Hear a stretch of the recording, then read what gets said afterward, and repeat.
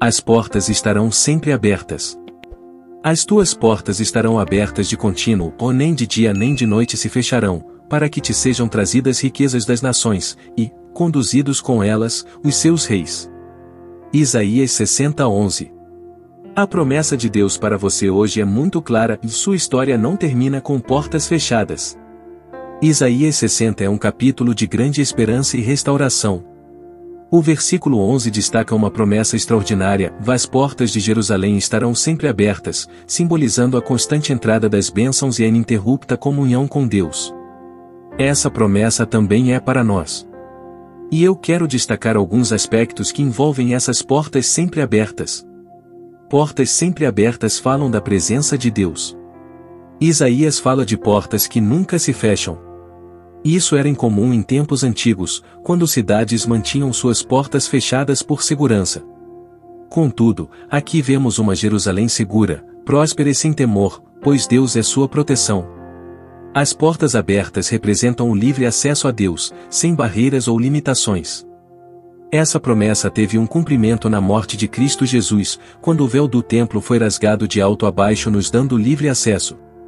Isso é algo revolucionário, porque na antiga aliança, esse acesso era restrito apenas ao sumo sacerdote, mas na nova aliança nos relacionamos com um Deus que está sempre acessível. Um dos grandes conflitos que os cristãos enfrentam é achar que em alguns momentos Deus não ouve as suas orações. E para dizerem isso usam como base bíblica Isaías 59. Esse texto diz que o Senhor quer nos ouvir, mas os nossos pecados o impedem. O problema é que muitos cristãos pegam um texto da antiga aliança e o transportam para os dias de hoje, sem passar pelo Calvário. Na antiga aliança havia uma barreira intransponível que nos separava de Deus. Mas essa barreira, que era o pecado, foi derrubada na morte de Cristo.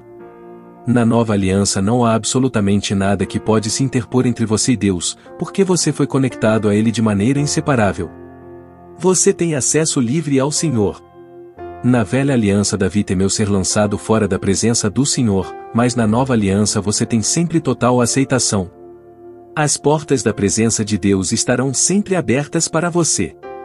Portas sempre abertas falam da prosperidade em Deus. As portas abertas em Isaías 60:11 simbolizam, entre outras coisas, a prosperidade que resulta da contínua comunhão com Deus.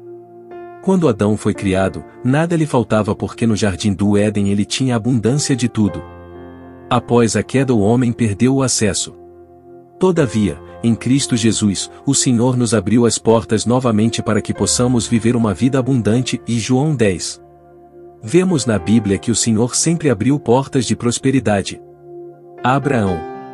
A Bíblia nos mostra que quando Abraão respondeu o chamado de Deus, o Senhor lhe abriu uma porta de prosperidade. Ele deixou sua terra natal por obediência a Deus. Como resultado, foi grandemente abençoado em riquezas e com uma promessa de que seria pai de uma grande nação. Abraão foi abençoado por Deus em tudo o que fez. Gênesis 13:2. Isaque foi grandemente abençoado. Em meio a uma terra árida e tempos de fome, Isaque prosperou devido à bênção divina. Ele semeou e colheu 100 vezes mais no mesmo ano, tornando-se muito rico e poderoso. E Gênesis 26:12-13. Jacó enfrentou dificuldades com Labão, mas acumulou grandes riquezas em forma de rebanhos, servos e bens. A prosperidade de Jacó foi resultado de uma porta sobrenatural que o Senhor abriu em sua vida. Gênesis 30:43. José do Egito. José passou por muitas dificuldades, incluindo ser vendido como escravo por seus irmãos. No entanto, Deus estava com ele em todos os momentos, e ele foi próspero até mesmo na casa de Potifar e, mais tarde, como governador do Egito. O Senhor abriu uma porta tão grande na vida de José que ele acordou escravo e dormiu governador. Gênesis 39:2-3. Portanto, não espere ter dinheiro para acreditar que você é uma pessoa próspera. Apenas declare que as portas da prosperidade estarão sempre abertas sobre a sua vida. Portas sempre abertas falam de um tempo de paz. Nessa profecia de Isaías, sobre as portas da cidade de Jerusalém sempre abertas, era um anúncio de um tempo de paz. Isso porque naquela época nenhuma cidade deixava suas portas sempre abertas para não serem surpreendidos pelo inimigo. Muitas vezes o povo dormia e acordava com medo de uma invasão dos inimigos. Sabemos que o medo rouba de nós a paz. Por isso, quando Jesus abriu as portas da salvação através de sua morte e ressurreição, ele nos concedeu o direito à verdadeira paz, uma paz que excede todo entendimento. No entanto, o inimigo tenta roubar essa paz ao acusar e oprimir os crentes, trazendo-lhes culpa, condenação e inquietação. Por isso, quanto mais consciência temos do perdão e da justificação, mais paz nós desfrutamos. Um bom exemplo foi o apóstolo Paulo. Antes de sua conversão, ele era perseguidor dos cristãos.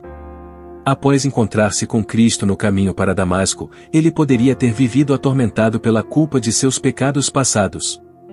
Paulo experimentou a paz que vem de saber que sua culpa foi completamente removida em Cristo.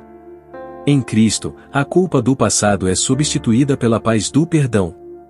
Por isso, quando Jesus ressuscitou, ao entrar no cenáculo onde os discípulos estavam reunidos com medo, a primeira coisa que ele falou foi: "O Pai seja convosco", ou João 20:19.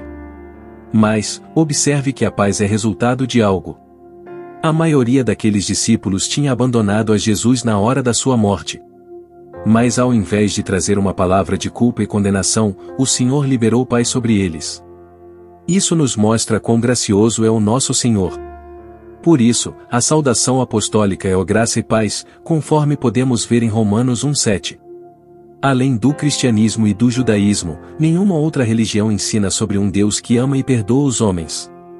Por isso, onde há graça, o resultado será sempre a paz. E essa porta nos foi aberta em Cristo Jesus e jamais se fechará.